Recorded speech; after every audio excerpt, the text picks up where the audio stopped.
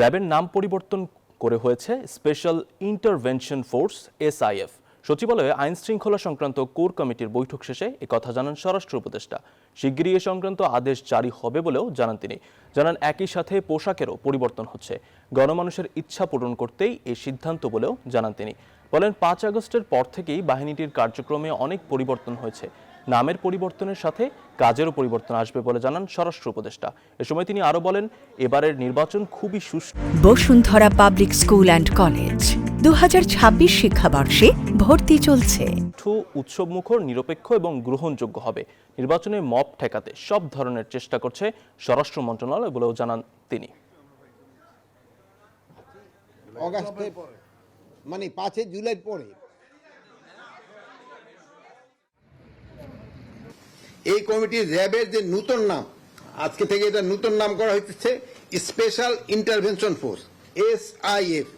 এটা সুপারিশ করেছে এবং মাননীয় প্রধান উপদেষ্টা এটা অনুমোদন দিয়েছে।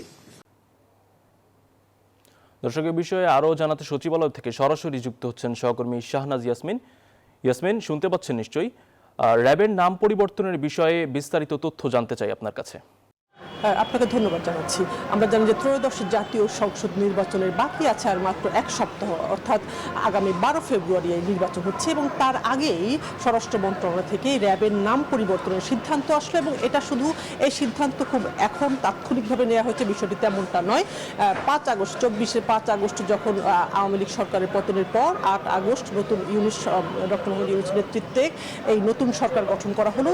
এর পরপরই আসলে জনগণের মাঝে এবং সরকারের মধ্যে র্যাবের নাম পরিবর্তন, একই সাথে পুলিশের নাম পরিবর্তন করারও কথা একবার হয়েছিল। সেটা কিভাবে সেটা আসলে তো হয়নি। আমরা জানি এর ভিতরে পুলিশের পোশাক পরিবর্তন হয়েছে, আনসারের পোশাক পরিবর্তন হয়েছে এবং এই শেষ পর্যন্ত র্যাবের নামটা আসলে পরিবর্তন করা হলোই।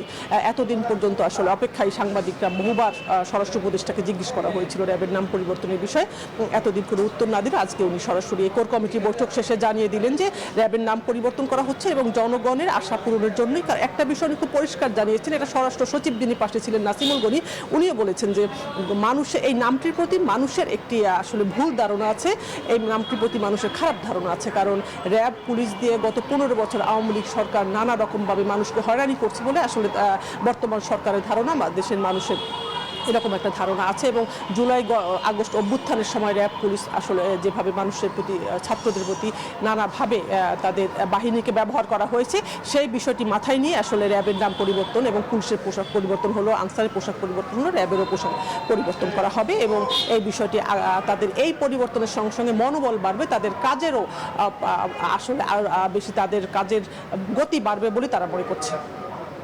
ইয়াসমিন, ধন্যবাদ আপনাকে।